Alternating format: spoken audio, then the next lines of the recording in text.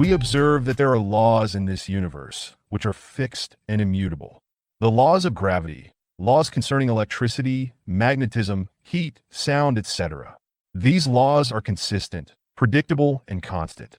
Similarly, seasons are constant and consistent and predictable, mixing of elements in nature, combining metals, etc. All these produce consistent, predictable results. But strangely, things pertaining to man are not predictable at all. We can see the digestive system, respiratory system, circulatory system, the nervous system, etc. inside his body that prove that various systems were meticulously created with fine-tuned perfection. Yet we see that man's actions somehow yield vexingly, frustrating, unpredictable results. A student puts in effort and studies for an examination, but when the results come in, it is contrary to what he expected. Another person normally goes through life, and one day he receives an unexpected, unpleasant diagnosis regarding his health. Then there are some who invest time, effort, and money in a business venture, and contrary to what was expected, the business fails. We hear of people who enter into a relationship with a partner, and again, unexpectedly, the partner turns out to be a thorn in his flesh. We have all heard people who have had similar experiences. On the one hand, we see predictability and consistency in things around us. Only in man, there is unpredictability. Invariably, most often what lands in his lap is unexpected. This is his lot. Most people think that this is normal. Whereas we read in Jeremiah 29 verse 11, "For I know the thoughts that I think toward you, saith the Lord, thoughts of peace, and not of evil, to give you an expected end." Man accepts as reality what is presented to him. If one was to dispassionately think about it, the unpredictable condition of man is most abnormal. But if any man recognizes that the status quo is most abnormal, then he is beginning to wake up. But most people go around thinking that poverty, sickness, failure, and misery is normal and is to be expected. Proverbs 26 verse 2 says, "As the bird by wandering, as the swallow by flying, so the curse causeless shall not come." Here it is written that just as a bird flits around and seemingly flies aimlessly here and there, a curse does not flit around here and there and land on a person without a cause. This verse talks about cause and effect. For every effect, there is a cause. So if ever we see an effect manifesting in a person's life, like illness, failure, death, etc., you can be sure that there is a definite cause. That is what the next verse, namely Proverbs 26 verse 3 says, "A whip for a horse, a bridle for the ass, and a rod for the fool's back." Almost as if to mean that the fool, the ignorant one, is deserving of the rod on his back. Isn't that true? Out of all the problems man faces, a majority of it are as a result of his own doing. Was this man's condition from the beginning? We see Adam and Eve living in a state of perfection. Genesis 1 verse 31 says, "And God saw everything that he had made, and behold, it was very good." Adam and Eve did something after which they started operating in life at a much lower, inferior standard. Let us pause a while and look at this unusual sculpture of Adam and Eve from an ancient church. Pause the video and note how unusually they are portrayed as they eat the forbidden fruit. Ponder also the metaphorical meanings you can derive from this poignant image.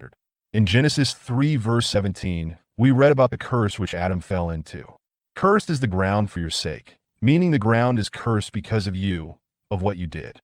"In sorrow shall you eat bread," meaning now man has to work hard just to survive. There were, and are, two trees in the center of the garden. The tree of the knowledge of good and evil, which we, Adam, are commanded not to eat or partake of or indulge in. Then there is the tree of life, which refers to the perfected state of being. Adam, we are told not to eat the forbidden fruit. Adam and Eve were made free, but then freedom is not the right to do as you please. Rather, it is the liberty to do as you ought. Right at the beginning, God gave us all an injunction.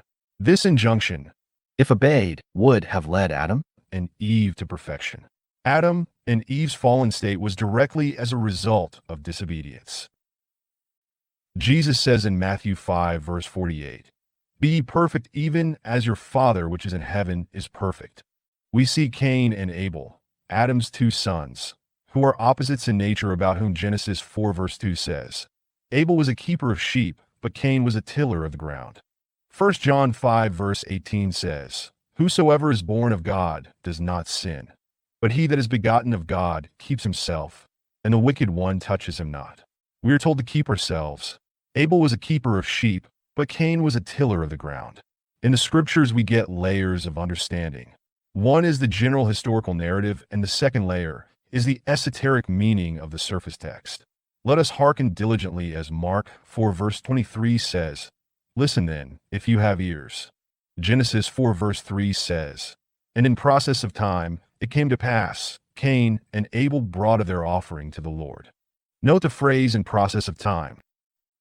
In process of time. This signifies that only sustained stimulus causes the desired effect. Abel continued with his keeping the sheep. Cain continued with his tilling the ground. This continued, hence, process of time. The phrase "in process of time" also shows an accumulation of the results of our thoughts, words, deeds, and that which they produce, which is thus termed offering to the Lord. Esoterically, we are told that if we keep ourselves, we are acceptable to the Lord. And if we till the ground, we are not acceptable to the Lord. Abel sacrificed the animal, his animal nature. Cain did not do that. God says to Cain, the tiller of the ground, "If you do well, shall you not be accepted?" In Genesis 4 verse 7, God further urges Cain to overcome sin, or the flesh. He says in the latter part of Genesis 4 verse 7, "You should rule over him," that is sin. Rule over means to overcome, and that, over our animal nature, which Cain did not slay. We human beings find ourselves in the Garden of Eden, that is our body. Genesis 2 verse 15 says, "And the Lord took the man and put him into the Garden of Eden to dress it and keep it." We read here that we are to dress the garden and keep the garden. After Adam ate of the forbidden fruit, we read in Genesis 3 verse 23 that Adam was left by God to till the ground from whence he was taken. The Lord did not consign him/condemn him to this condition. It was Adam's own doing. Adam went from keeping to tilling.